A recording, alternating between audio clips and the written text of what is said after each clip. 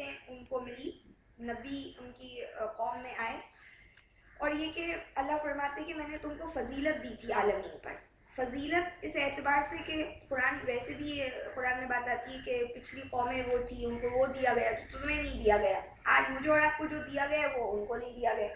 فضیلت ہر ایک کی ایک آپ کہہ سکتے ہیں کہ اللہ تعالیٰ نے ہر ایک کو پریفرنس دی، ہر ایک کو کچھ نہ کچھ سے نوازا ہے.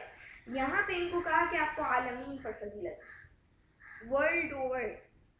تو ہمیں بھی اللہ تعالیٰ نے دی ہے، اس میں کوئی شک نہیں ہے، لیکن ہم جب دیکھتے ہیں کہ رسولوں کا ایک سلسلہ آیا، اس کے بعد محمد صلی اللہ علیہ وسلم ہمارے پاس آئے، تو اس سے یہ ہے کہ یہ ہمارے لیے ایک بہت بڑی بات ہے کہ خاتم النبیین ہے، لیکن رسولوں میں فرق کرنا اس کی اجازت قرآن نہیں دیتا، یہ ہماری ایمانیات کے خلاف ہے.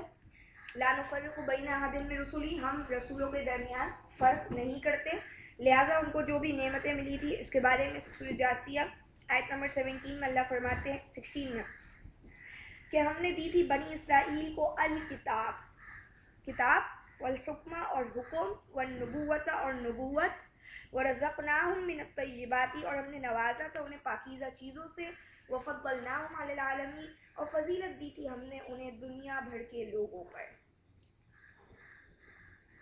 صحیح. اچھا، تو جس کو اللہ تعالیٰ نے دیا ہے تو اسے اللہ کو یاد رکھنا بھی چاہیے. اس کا یہ تھوڑی مطلب ہے کہ جس کو جتنا ملے وہ اتنا اور بھولنا شروع ہو جائے. اور قرآن نے اس مزاج کے لوگوں کے بارے میں بیان کیے کہ اللہ جب دیتے ہیں اور دروازے کھول دیتے ہیں ہر چیز کے تو وہ بھول جاتے ہیں اللہ کو، اور پھر اللہ اچانک ان کو پکڑ. تو بنی اسرائیل کو کہا کہ تم اپنی تباہی سے پہلے سمجھ لو. میں اور آپ کو بھی آج اللہ کہہ رہے کہ تمہیں میں نے اتنی فضیلت دی ہے. میں اور آپ جس دور میں رہ رہے ہیں، جس ایڈوانس ٹیکنیکل دور میں رہ رہے ہیں، تو آپ اور میں سوچیں کہ اللہ تعالیٰ نے مجھے اور آپ کو کتنا نوازا ہے، اس کے مقابلے میں ہم نے کتنا کام کیا. کیا آج میں اور آپ اونٹوں پہ سفر کر رہے ہیں؟ وہ قوم جو بھی ہے جہازوں پہ تو سفر نہیں کر رہی تھی. تو مجھے اور آپ کو اللہ نے دوسرے معاملے میں فضیلت دی ہے.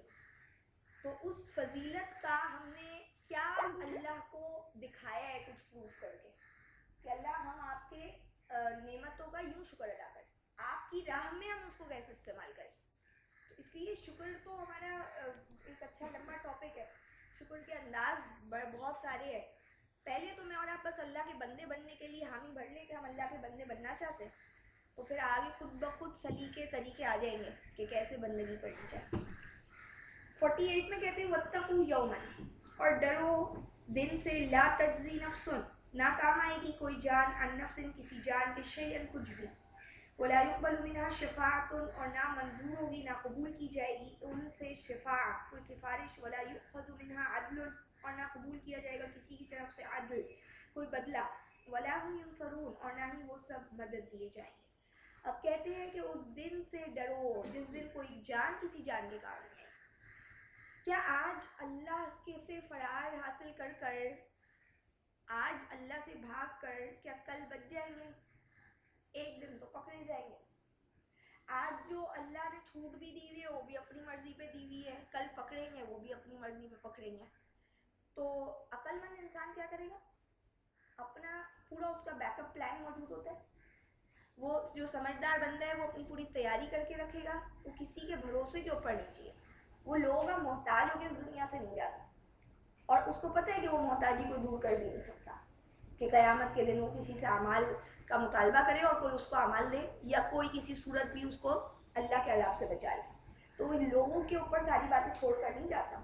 یہاں پہ کہا گیا ہے کہ اس سے کوئی جان ویسے بھی کسی کام نہیں آئے گی، سفارش قبول ہوگی نہیں، اور کوئی ٹیکس، کوئی بدلے میں کوئی کمپنسیشن نہیں ملے گی، اور مدد نہیں کی جائے گی.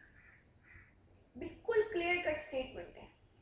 آپ دیکھیں کتنی باتوں کی نفی کی گئی ہے. کوئی کسی کے کام نہیں آئے گا، نمبر 1.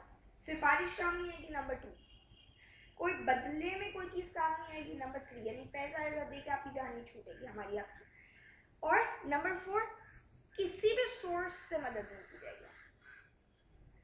49 میں کہتے ہیں وَإِذْ نَجَّيْنَاكُمْ، اور جب ہم نے تم کو بچایا مِنْ آلِ فِرْعَوْنَ، فرعون کی آل سے، یسومونکم وہ چکھا رہے تھے تمہیں، سوء العذاب بدترین عذاب، یذبحون ابناکم ذبح کرتے تھے تمہارے بیٹوں کو، ویستحیون اور زندہ رہنے دیتے تھے نساءکم تمہاری عورتوں کو، وفی ذالکم اور اس حالت میں تمہاری بلاء آزمائش تھی، من ربکم تمہاری رب کی طرف سے، عظیم بہت عظیم.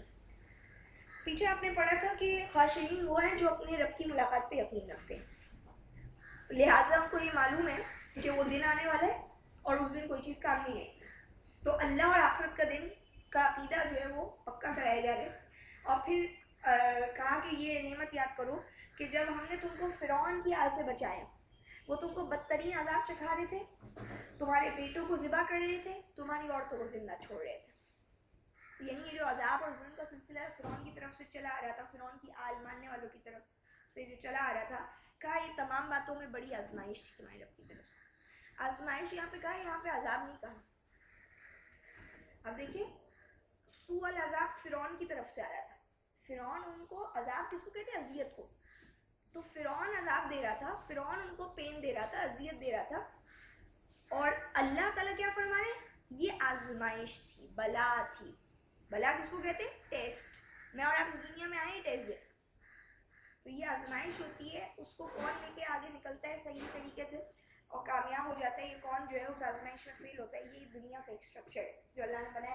یعنی اب دیکھیں ان کو اوپر جب اللہ نے نعمت کی کہ ان کو بچا لیا اس سے، تو اس کے بعد انہوں نے کیا کیا؟ اللہ فرما رہے ہیں ان سے کہ بھائی تم اللہ کی نعمتوں کو یاد کرو۔ آج میں اور آپ جو بھی مسئلے سے نکلتے تو ہمیں اللہ کی آزمائش ہے یا جو کچھ بھی ہے، اس کے بعد مجھے اور آپ کو اللہ کا اور شکر گزار جانا چاہیے۔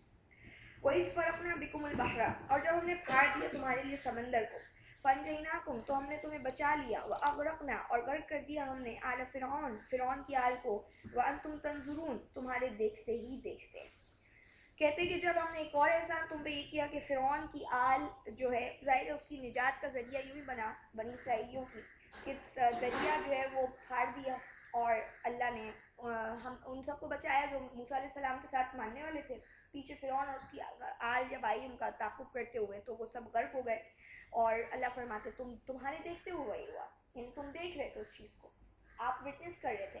تو جب آپ کے سامنے اللہ تعالیٰ اتنی بڑی قدرت دکھا سکتے کہ آپ جو لوگ مظلوم ہیں ان کو اللہ نے حق دلا دیا، تو قیامت کا دن پھر کیوں نہیں آئے گا؟ اور پھر آج بندہ اتنی بڑی بڑی نشانیاں دیکھ کر کیوں نہیں پھر اللہ کی طرف توجہ کرے؟ پھر اسے کیوں نہیں اللہ کا وعدہ یاد آ جاتا ہے کہ میں نے اللہ سے کیا وعدہ کیا تھا؟ اور پھر وہ یہ کیوں نہیں سمجھتا کہ اللہ مجھے اس سے بہت بہترین جگہ پہ عطا کر سکتے جگہ، وہ جنت ہے۔ تو یعنی یہ عبرتیں دنیا میں صرف ان کو نہیں ہے، مجھے اور آپ کو آج دن رات ہم دیکھتے چیزیں، غور و فکر کرنے کی بات ہے، اس کو لیے نصیحت پکڑ لینے والی بات ہے۔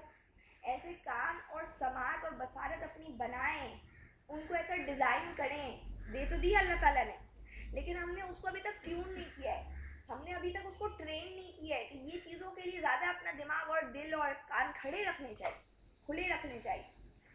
پھر فرماتے وَإِذْ وَعَدْنَا مُوسَىٰ 51 میں، اور جب ہم نے وعدہ لیا موسیٰ سے 40 لیلہ 40 رات کا، ثم اتخذتم العجل، پھر بنا لیا تھا تم نے بچڑے کو معبود من بعدی، اس کے بعد، وانتم ظالمون، اور تم ظلم کر رہے تھے۔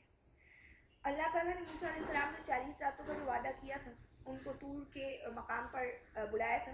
90 پارے میں آپ یہ تمام تفصیل پڑھ لیں گے، دوسری آیتوں میں بھی پڑھیں گے قرآن کی، یہاں پہ بالکل شارٹلی ان تمام باتوں کو بیان کیے جا رہے۔ قرآن کا ایک انداز ہے، قرآن تصریف بالآیات سے بات کرتا ہے، قرآن آیتوں کو پھیر پھیر کر بیان کرتا ہے۔ یہ قرآن کوئی پہلی کتاب نہیں تھی، اس سے پہلے تورات انجیل آ چکی تھی۔ جو تورات انجیل کے ماننے والے تھے جب وہ کتاب پڑھتے تو ان کے لیے یہ کوئی قصے نئے نہیں تھے۔